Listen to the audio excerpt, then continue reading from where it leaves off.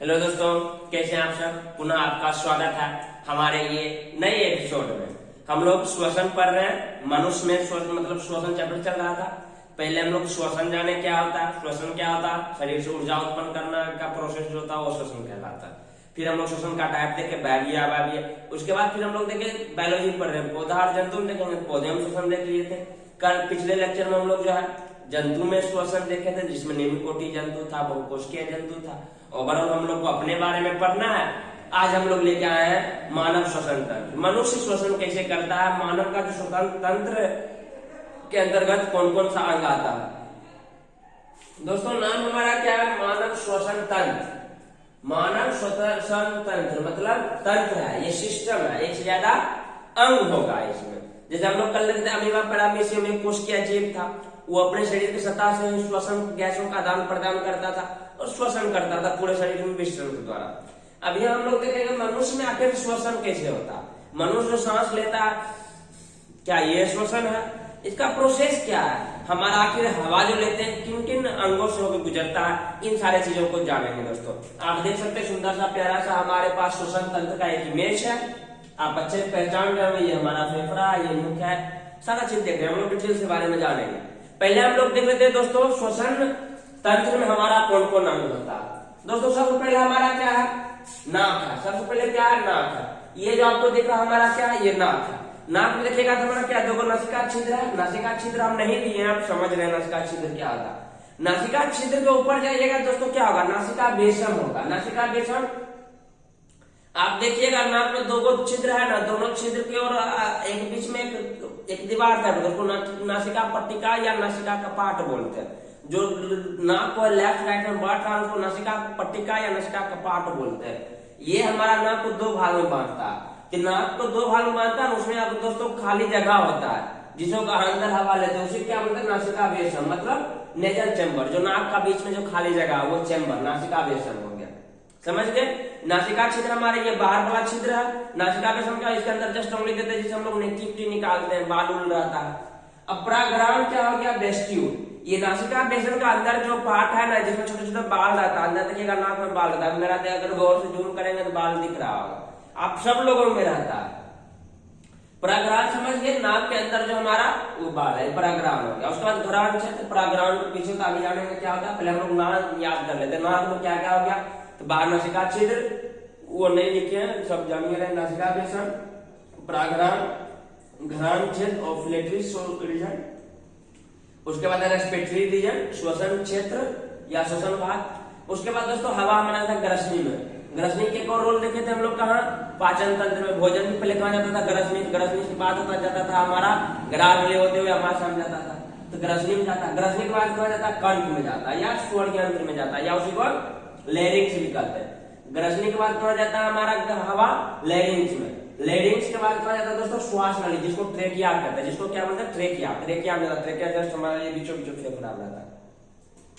दोस्तों ट्रेकिया जो अपने से दो शाखा में छूटता है उसको श्वसनी बोलते हैं। उसके बाद श्वसनी फर्दर बहुत सारा ब्रांच में निकलता है, उसको श्वसनिकाएं बोलते हैं। उसके बाद वायुकोश है।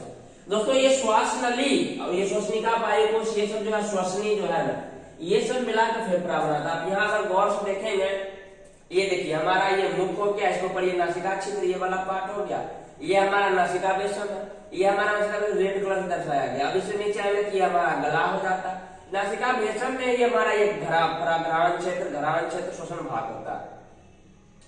फिर हम लोग आते हैं गला। आप इसको क्या ग्रसनी भी करते हैं। ये जो पार्ट है ये हमारा कौन सा पार्ट है, ये हमारा पार्ट ग्रसनी है। जो आपको दिख रहा है ब्लू कलर की, ये हमारा ग्रसनी वाला पार्ट है। अब ग्रसनी वाला पार्ट है ये हमारा लैरिंक्स है, मतलब कंठ। अब यहाँ देखिएगा दो चीज ऐसे करके है, दो दीवार टाइप बना है। ये हमारा है दोस्तों इपीग्लोटिस। ये हमारा क्या है, इपीग्लोटिस है। ये क्या ग्रसनी का हमारा भोजन और हवा का कॉमन भाग है। भोजन हमारा इस फेफड़ा वाला भाग में नहीं जाना चाहिए। जब ये भोजन करने हुचकी मारकर क्या चीजों को बाहर फेंकना चाहता है। फेफड़ा में भी कोई भी चावल पानी कुछ भी जाएगा तो हम लोग को सरकना आता है, हिचकी आता है। इसलिए कहा जाता है खाते वक्त जो है खाने पे ध्यान दीजिए, कहीं और नहीं सोचिए। हम लोग खाते वक्त अगर हिचकी आना लगते हैं तो कोई याद कर रहा है, एक्चुअली वो याद नहीं, हम किसी की याद कर रहे होते हैं। एपिग्लोटिस को कंट्रोल कौन करता है? हमारा ब्रेन। आप देख रहा भाई खाना खा रहे हैं, कहता है भैया खाना खा रहे इसको बंद करो बंद करो। ये हमारा ट्रेकिया वाला जो पार्ट है, ये लेरिंग्स वाला पार्ट है, इसको बंद करता है कौन? ये हमारा एपिग्लोटिस बंद कर देता है। अब मान लीजिए आप किसी से बतिया रहे हैं, आप मोबाइल लेके खा रहे हैं, आप तक फिल्म देख रहा है या मोबाइल देख रहा है, लेकिन अब फिर भी भोजन डाल रहे तो उस समय दिमाग जो है काम नहीं कर पाता है, या दिमाग इसको संदेश नहीं पहुंचा पाता है, जिस कारण से नहीं गिरता तो हमारा भोजन फेफड़ा में चला जाता। फेफड़ा में चला जाता तो हमको हिचकी, सरकना, खांसी जो भी होना होगा, लेकिन वो बाहर आएगा। कभी नाक से चावल अवल आ जाता है, खाते वक्त ऐसा करते हैं तो समझ गए। तो इसका बहुत इंपॉर्टेंट रोल है, इसका एपिग्लोटिस का कंट्रोल ब्रेन होता है। इसलिए खाना खाते वक्त हमेशा खाने पे ही ध्यान देना चाहिए। 10 मिनट 5 मिनट टाइम लगेगा, खा लीजिए, उसके बाद कुछ करेंगे। ये हमारा एपिग्लोटिस हो गया। उसके बाद हमारा ये क्या है? ये लेरिंग्स है। ये लेरिंग्स हो गया। लेरिंग्स में हमारा जाता है, लेरिंग्स से पार्ट हो जाता है श्वसन वाला। लेरिंग्स के बाद हमारा ट्रेकिया में जाएगा। दोस्तों अगर आपने ट्रेकिया को देखिएगा, ट्रेकिया में ये बल्ला टाइप, ये अर्धबलाकार रिंग है, अर्धबलाकार मतलब आधा रिंग है।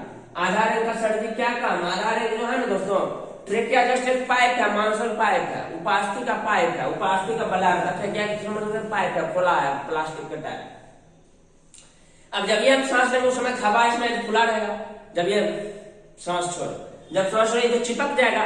ये हमारा बल्ला का काम होता है, इसको चिपकने ना देना। ये बल्ला क्या काम होता है? इसको चिपकने ना देना। मान लीजिए ट्रेकिया अगर चिपक जाएगा, ट्रेकिया अपन सोचेगा तो फिर हम सांस ले नहीं पाएंगे तो मर जाएंगे। तो ट्रेकिया क्या करना है? इसको चिपकने नहीं देना। सॉरी, ट्रेकिया में अर्धबलाकार रिंग जो है, ये हमारा रिंग दिख रहा है अर्धबलाकार। अब ट्रेकिया देखिएगा फर्दर 2 भाग में बढ़ जाता है। ये हमारा लेफ्ट और राइट हृदय जो फेफड़ा जो है, लेफ्ट और राइट फेफड़ा में हमारा बढ़ जाता है। ये जो बढ़ जाता है, ये जो ब्रांच निकलता है, इसी को हम लोग ब्रोंकस बोलते हैं या श्वसनी बोलते हैं। ये जो ब्रांच निकलता है इसको क्या बोलते हैं? ब्रोंकस या श्वसनी। ट्रेकिया एक पार्ट है ट्रेकिया, उसके बाद फर्दर ये 2 भाग में टूटा तो ब्रोंकस या श्वसनी। ये ब्रोंकस और श्वसनी हमारा फेफड़ा में इंटर करता है। ब्रोंकस और श्वसनी फेफड़ा में, देखिए इस तरफ हम कलर कर दिए, इस तरफ ऐसे रख देंगे नाम देने के लिए। ये हमारा फेफड़ा आ गया। ब्रोंकस दोस्तों पुनः फर्दर बहुत सारा नली काम होता है, मतलब समझ सकते हैं कि हमारा मेन रोड है, ये मेन हाईवे है, ये हमारा सब हाईवे है, फिर कह सकते गाँव घर का रोड है। तो दोस्तों उसी प्रकार ब्रोंकस पुनः बहुत सारे नली में टूटता है, बहुत सारे नली में फैलता है, बहुत सारे नली में फैलता है। उसको हम लोग बोलते हैं ब्रोंक्यूल्स। उसको क्या बोलते हैं? ब्रोंक्यूल्स, श्वसनिकाओं। उसको हम लोग बोलते हैं श्वसनिकाओं या श्वसनिकाएं बोलते हैं। ब्रोंक्यूल्स बोलते हैं, ब्रोंक्यूल्स हो गया या श्वसनिकाएं। किसको? जो फर्दर और वाला भाग टूटता है। जब श्वसनिकाय दोस्तों टूटता है ना, श्वसनिकाय के आगे जो एयर बैग लगा रहता है, ये कहा एयर बैग। यहाँ देखिए वायु कोश यहाँ इसमें दर्शाया है, इसमें दर्शाया जो हमारा एयर बैग लगा रहता है, पूरे फेफड़ा फैला रहता है, वो छोटा छोटा एयर बैग रहता है। एयर बैग मतलब इसमें हवा आ जाता है, मतलब ऑक्सीजन लेते हैं यहीं पे हवा आ जाता है, ऑक्सीजन वहीं पे जमा रहता है। और ये इतना फैला रहता है दोस्तों, इतना इसका ब्रांच निकला रहता है। अगर हमारे फेफड़ा के सभी एयर बैग को काट के फैलाया जाए तो लगभग 300 से 400 वर्ग फीट, एक बुक के अनुसार ये डाटा है, 300 से 400 वर्ग फीट ये फैल जाएगा। मतलब ये बहुत बड़ा एक कमरा हमारा 10 बाय 10 का 100 स्क्वायर फीट का होता है। ये 300 से 400 वर्ग मतलब 3 BH का आराम से बना लेंगे हम लोग। 3 BH के इतना फैल जाता है, इसका इतना वॉल्यूम बढ़ जाता है। इसलिए हम लोग एक बार में आधा लीटर हवा को सांस रूम लेते, सब हमारा वायु कोश में जमा हो जाता है दोस्तों, समझ गए। इस वायु कोश में हमारा क्या जमा रहता है? हवा जमा रहता है। यही वायु कोश में क्या होता है? वायु जो कोश है उसका जो दीवार होता है, उस दीवार में रक्त कोशिका बहुत सारा बिछाया रहता है। जब ये रक्त कोशिका बिछाया, इधर से ऑक्सीजन गया, अब उधर हमारे रक्त में भी ऑक्सीजन रहता है, बाहर में ऑक्सीजन अधिक है, अंदर में ऑक्सीजन कम है, CO2 लेकर आ रहा है, CO2 लेकर आ रहा है तो क्या था? वहां पे तो अंदर कम है, बाहर ज्यादा है। स्वाभाविक बात है, बाहर से चीजें अंदर जाएगा, इसी को तो मिश्रण कहते हैं। जहां कम है, अधिक के क्षेत्र से कम की ओर प्रवाहित करना, तो ऑक्सीजन जो है हमारा वायु कोश में प्रवाहित कर जाता है। ऑक्सीजन कहाँ प्रवाहित कर जाता है? वायु कोश में। ऑक्सीजन वायु कोश में प्रवाहित कर जाता है। अब इधर पुनः देखिए, वातावरण से सांस ले उसमें कार्बन डाइऑक्साइड होगा, नाइट्रोजन होगा, नाइट्रोजन हालांकि अंदर नहीं जाता। कार्बन डाइऑक्साइड बाहर में 0.03%, लेकिन अंदर जब हम लोग सांस लेते हैं तो बहुत ज्यादा मात्रा में कार्बन डाइऑक्साइड छूटता है। तब अंदर हमारा रक्त में क्या कार्बन डाइऑक्साइड ज्यादा है, यहाँ पे कार्बन डाइऑक्साइड कम है, तो हमारा कार्बन डाइऑक्साइड बाहर विस्तृत हो जाता है, उसको पुनः हम लोग सांस के द्वारा बाहर फेंक देते हैं। समझ गए? श्वसन अंग सब समझे। पहला क्या होगा हमारा? नाक में नासिकावेशन। अब देखिए नासिकावेशन जो खाली जगह है उसको नासिकावेशन कहते हैं। परागधान करते हैं नासिका बेसन में जो छोटे छोटे बाल हटा है दोस्तों, उसी बाल को हम लोग क्या बोलते हैं, परागधान बोलते हैं। उसी को क्या बोलते हैं, परागधान बोलते हैं। बाल वाला जो रीजन है, उसके बाद परागधान को ऊपर जाएगा घ्राण क्षेत्र होता है, ऑफिलेटरी रीजन। इसी रीजन की वजह से हम लोग कोई चीज स्मेल ले पाते हैं, हम लोग कोई चीज सूंघ पाते हैं। दोस्तों मनुष्य में जो है ये घ्राण क्षेत्र बहुत छोटा होता है, घ्राण क्षेत्र बहुत छोटा होता है, इसलिए हम लोग कम सूंघ पाते हैं। कुत्ता बहुत दूर घूमता है, कुत्ता घ्राण क्षेत्र बहुत बड़ा होता है, समझ गए। कुत्ता घ्राण क्षेत्र बहुत बड़ा था, लेकिन मनुष्य का घ्राण क्षेत्र छोटा था। हम लोग बहुत नजदीक से कोई चीज को स्मेल कर पाते हैं, या मान लीजिए गर्म खाना वाना बनता है, हम लोग स्मेल कर पाते हैं। श्वसन भाग है, ये वो भाग है जहाँ पे हमारा जो है हवा जो है इंधन मारता है, कहाँ, ग्रसनी, वो उसके घ्राण क्षेत्र का पीछे भाग हमारा श्वसन क्षेत्र कहलाता है, वहां हवा कहाँ मारता है, ग्रसनी। ग्रसनी आप समझिए, भोजन और हवा को दोनों कॉमन मार्ग है। ट्रेकिया को कौन अलग करता है, एपिग्लोटिस। ट्रेकिया को कौन अलग करता है, एपिग्लोटिस। किससे, हमारा ग्रास नली से। ग्रसनी के बाद ग्रास नली, एक बार हम आपको और बताए हैं, मान लीजिए हमारा ग्रसनी है, यहां से हमारा दोनों निकलता है, क्या क्या, ये हमारा ट्रेकिया हो गया, ये हमारा फूड पाइप हो गया, ग्रास नली हो गया, दोनों निकलता है। यहीं पे हमारा एपिग्लोटिस रहता है, इसको बंद कर देता है दिमाग के संकेत से। तो हमारा स्वर यंत्र मतलब ग्रसनी और ट्रेकिया, ग्रास नली ट्रेकिया कौन अलग करता है, एपिग्लोटिस। एपिग्लोटिस को बंद करता है, खाना नहीं जाता। हम लोग को छींक हो, खांसी हो, या कुछ भी खाना खाते वक्त आता है, फेफड़ा में कोई भी अनाज का कण या पानी चले जाने के कारण आता है। उसके बाद हमारा श्वास नली आता है। दोस्तों श्वास नली जो लंबाई होता है लगभग 11 सेंटीमीटर होता है। ट्रेकिया की लंबाई कितना होता है, लगभग 11 सेंटीमीटर। ट्रेकिया की लंबाई कितना होता है, 11 सेंटीमीटर। अगर इसका व्यास की बात करेंगे तो 2.5 सेंटीमीटर लगभग इसका व्यास होता है। 2.5 सेंटीमीटर व्यास होता है, मतलब समझ लीजिए इस टाइप पे इतना वो होगा, ये 2.5 हो जाएगा, या 2.5 थोड़ा कम, ऐसे थोड़ा ज्यादा बड़ा होगा, समझ गए ना। ये हमारा क्या हो जाएगा, इसका व्यास हो गया, किसका व्यास, ट्रेकिया का व्यास हो गया 11 सेंटीमीटर, इसका लंबाई हो गया। ट्रेकिया से हमारा हवा ज्यादा, ट्रेकिया को अपन चिपकने न दे, इसलिए एल वाला का हमारा रिंग रहता है, उपास्थि का रहता है। उसके बाद हमारा ट्रेकिया जो आप दो फेफड़ा, दो भाग हमारा फैल जाता है, उसको हम लोग क्या बोलते हैं, उसको बोलते हैं ब्रोंकाई, ब्रोंकस या श्वसनी बोलते हैं। श्वसनी फर्दर बहुत सारे नलिका में फैल जाता है, उसको श्वसनी कहा या ब्रोंक्यूल्स बोलते हैं। ब्रोंक्यूल्स को ऊपरी भाग में हमारा वायु कोष रहता है, एब्यूली रहता है, या वायु कुपिका भी बोलते हैं, इसको एब्यूली या वायु कोष भी कहते हैं। समझ के वायु कोष का क्षेत्र होकर फैलाएंगे कितना, 300 से 400 वर्ग फीट फैलेगा। ये बहुत बड़ा क्षेत्र बन जाता है श्वसन के लिए। हम लोग का देखो यहीं पे गैसों का आदान प्रदान मिश्रण द्वारा होता है। O2 हमारा रक्त में जाता है और CO2 हमारा रक्त से बाहर आता है। अब आता तो ठीक है, सांस के लिए लेते हैं, अपने अपने सांस छोड़ते कैसे हैं, अपने अपने सांस छोड़ते कैसे दोस्तों। ये जो आपको दिख रहा है डायाफ्राम, इसका बहुत इंपोर्टेंट रोल है सांस छोड़ने में, इसका बहुत इंपोर्टेंट रोल है। ये आपको ऐसे करके दिख रहा है गुंबद टाइप, ये हमारा ये हमारा क्या हो गया, बकल के मतलब चेस्ट कैविटी नीचे हो गया हमारा, उधर गुहा हो गया। ये जो है चेस्ट कैविटी और उधर गुहा को दोनों को अलग करना, मतलब हमारा बक्ष गुहा और उधर गुहा को अलग करता। इसी का बहुत इंपोर्टेंट रोल है दोस्तों। जब हम लोग सांस लेते हैं ना, जब हम लोग सांस लेते हैं तो डायाफ्राम हमारा कुछ इस तरह हो जाता है। जब सांस खींचते हैं, जब हम लोग कस मारते डायाफ्राम इस तरह हो जाता है, इसलिए इसका क्षेत्र बढ़ जाता है, फेफड़ा का बढ़ जाता है, अधिक हवा ले लेते हैं। जब दोस्तों ये अपने आप जब सांस लिए और तुरंत ये अपने आप पुनः ये मुड़ जाता, पुनः ये मुड़ जाता, पुनः अपने इस पोजीशन में आ जाता दोस्तों। इसी कारण हम लोग सांस ले पाते, इसी कारण हम लोग सांस छोड़ पाते।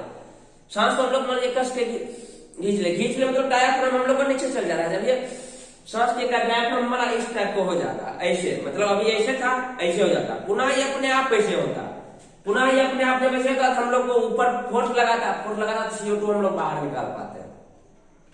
समझ रहे हैं ना। कभी कभी क्या होता है, एक्सीडेंट आदमी को होता है, लेकिन लोग देखते हैं उसको चोट फूटने लगा, मर गया, उसमें क्या उसका डायाफ्राम टूट जाता, सोचिए डायाफ्राम टूट जाता है, एक मिनट हम इसको तोड़ देते हैं। अब तोड़ दिए, सांस कर लिए, अब सांस तक खींचे हैं, लेकिन अब इसको ऊपर ढकलेगा आपको, सांस खींचना हम लोग खींच लिए, फेफड़ा उसको खींच, लेकिन ऊपर को भेजेगा कौन, जैसे पानी ऊपर नीचे गिरना आसान बात है, घंटे के दौरान गिरा जाता है, लेकिन नीचे से ऊपर भेजने के लिए मोटर चाहिए ना, वही चीज काम करता है हमारा ये डायाफ्राम। डायाफ्राम टूटा मतलब गया, तो डायाफ्राम टूटता क्या होता है, आदमी मर जाता है। तो डायाफ्राम में क्या करता है, हमारा श्वसन छोड़ने मतलब CO2 छोड़ने में बहुत इंपोर्टेंट रोल रहता है। लेकिन दोस्तों जब महिलाएं गर्भवती होती है, हमारी माताएं बहनें, देखिएगा उसका जब बच्चा ऊपर चला जाता है तो डायाफ्राम ब्लॉक हो जाता है, डायाफ्राम तक वो नीचे नहीं आ पाता, ये भी हमारा एक सॉरी दोस्तों, एक मानसिक लक्षण उपास्थि का बना होता है, तो ऊपर चला जाता है, नीचे नहीं आ पाता। तो समय जो गर्भवती महिला की पसली जो है, ये पसली सांस लेने का काम करता है, पसली ये हवा को बाहर फेंकने का काम करता है। लेकिन हम लोग में ऐसा सिस्टम नहीं है। ऊपर के लिए माताएं जी के लिए महिलाएं सबको भगवान कुछ विशेष आशीर्वाद दे भेजे, इसलिए कहा जाता है कि महिला सबको ऊपर हाइट पे नहीं जाने के लिए, अगर मान लीजिए गिरा होगा एको अगर पसली टूट गया मतलब गई। अगर प्रेग्नेंट महिला की अगर एक भी छाती का हड्डी टूट जाता तो मर जाती है। क्यों? क्योंकि वो पुनः हवा को बाहर ही नहीं फेंक पाता, इसलिए उसको परहेज कहता है कि आप हाइट पे नहीं चढ़िए, ऐसे छाती पे नहीं चढ़िए जिससे आप गिर सकते हैं। समझ गए? तो मेन रोल हमारा डायाफ्राम का। अब जाहिर बात है दोस्तों, हमारा ये पसली के अंदर है, देखिएगा कि यहाँ पे हमारा दिल रहता है, यहाँ पे हमारा क्या रहता है? दिल। यहाँ पे हमारा ये जो आपको पार्ट दिख रहा है, यहाँ पे हमारा हार्ट रहता है दोस्तों। अब जाहिर बात है, ये जो आपको दिख रहा है, ये जो आपको दिख रहा है दोस्तों, ये जो 12 को है, ये हमारा पसली है। ये एक तरफ इधर से इधर जुड़ा रहता है। अब यहाँ पे किधर रहता है, इसलिए ये साइन रहती है, ये पसली। अब जाहिर बात है दोस्तों, ये पसली या फेफड़ा जब ये लेंगे तो हमारा पसली टकराएगा ना दोस्तों, पसली टकराएगा, उसको कवर करने को चाहिए ना, उसको कवर करता है pleural membrane. Pleural membrane, pleural membrane हृदय मतलब सॉरी फेफड़ा चारों ओर एक लेयर बना लेता है, एक झिल्ली का लेयर रहता है, उसको प्लूरल मेम्ब्रेन कहते हैं। उस झिल्ली को हम लोग प्लूरल मेम्ब्रेन का, उस झिल्ली को प्लूरल मेम्ब्रेन कहते हैं, ठीक ना। उसको क्या बोलते हैं? प्लूरल मेम्ब्रेन बोलते हैं। प्लूरल मेम्ब्रेन हमारा झिल्ली से बना होता है, जो हमारा फेफड़ा के चारों ओर लगा रहता है। समझ गए? जो हमारा फेफड़ा के चारों ओर लगा रहता है। अब दोस्तों ये हमारा क्या हो गया? Pleural membrane. ये देखिए जैसे ऐसे ऐसे क्या हुआ, ये हमारा क्या है? Pleural membrane. ये हृदय सॉरी फेफड़ा चारों ओर रहता है, जो हमारा किससे बचाता है? जब हम फैलाव करते हैं, सिकुड़ते हैं, उस समय हमारा घर्षण से बचाता है। किससे? पसली से। ये हमारा पसली 12 जोड़ा होगा इधर इधर। समझ गए दोस्तों? ये हमारा पूरा श्वसन तंत्र था। आई होप कि आपको सारा से समझ में आ गया होगा। नाक क्या होता है, ग्रसनी कांड, श्वासनिकाएं, वायु को सब हमारा हवा जाता है। इंपोर्टेंट रोल हमारा डायाफ्राम का होता है। हालांकि शरीर का हर एक अंग बहुत इंपोर्टेंट है। यहाँ बात करेंगे एपिग्लोटिस का, ये चचा जी भी बहुत इंपोर्टेंट है। इसके बगैर जो हम लोग सांस जो नहीं ले पाएंगे या फिर हमारा फेफड़ा में भोजन करने चला जाएगा। दोस्तों ये हमारा था ये मानव का श्वसन तंत्र। आगे हम लोग देखेंगे कि श्वसन की क्रिया विधि क्या है, आखिर कैसे कैसे क्या प्रोसेस होता है। तो उन चीज को हम लोग नेक्स्ट क्लास में देखेंगे, नेक्स्ट लेक्चर में देखेंगे। क्या लेक्चर लंबा हो जाएगा। आई होप आप पूरा श्वसन तंत्र समझ गए होंगे। सांस में O2 लेते हैं, CO2 छोड़ते हैं। कल हम लोग इसका आगे प्रोसेस देखेंगे। CO2 लिए तो उसका क्या होता है, CO2 कहाँ जाता है, O2 कहाँ जाता है, फिर CO2 कहाँ जाता है, इस चीज का हम लोग कल प्रोसेस देखेंगे। फिलहाल क्या इतना जान लीजिए, सांस है इसको निश्वास बोलते हैं। इसको क्या बोलते हैं? निश्वसन बोलते हैं। छोड़िए इसको बोलते हैं, इसको क्या बोलते हैं? एक्सपायरेशन बोलते हैं, निश्वसन बोलते हैं। इसको बोलते हैं निश्वसन, इसको बोलते हैं सॉरी इसको बोलते हैं निश्वसन, इसको बोलते हैं निश्वसन श्वसन। तो इसको एगो इंस्पायरेशन जो अंदर लेते हैं, इंस्पायरेशन बाहर से होता है एक्सपायरेशन, दोनों मिलाकर हमारा ब्रीदिंग कहलाता है, गैसों का आदान प्रदान ये जो करते हैं हम लोग कपालभाति में। समझ गए दोस्तों? आई होप कि मानव का श्वसन तंत्र आपको पूरे अच्छे समझ में आया होगा। कहीं पे भी कोई डाउट हो बिल्कुल बताइए, उस चीज को हम कवर करेंगे। हम तब नेक्स्ट लेक्चर में देखेंगे आगे श्वसन की क्रिया विधि का था। इस चैप्टर का हमारा कल नेक्स्ट जो लेक्चर होगा, लास्ट में लेक्चर होगा, उसके बाद हमारा श्वसन चैप्टर कंप्लीट हो जाएगा। ऐसे कंप्लीट आ जाएगा, कल थोड़ा एक्स्ट्रा चीज बता देंगे हम लोग का, गैसों का क्या होता है, फिर कैसे आगे प्रोसेस क्या होता है। ठीक है दोस्तों? आई होप आपको ये थोड़ा समझ में आ गया होगा। तब तक के लिए दोस्तों जय हिंद, मिलते हैं नेक्स्ट लेक्चर में।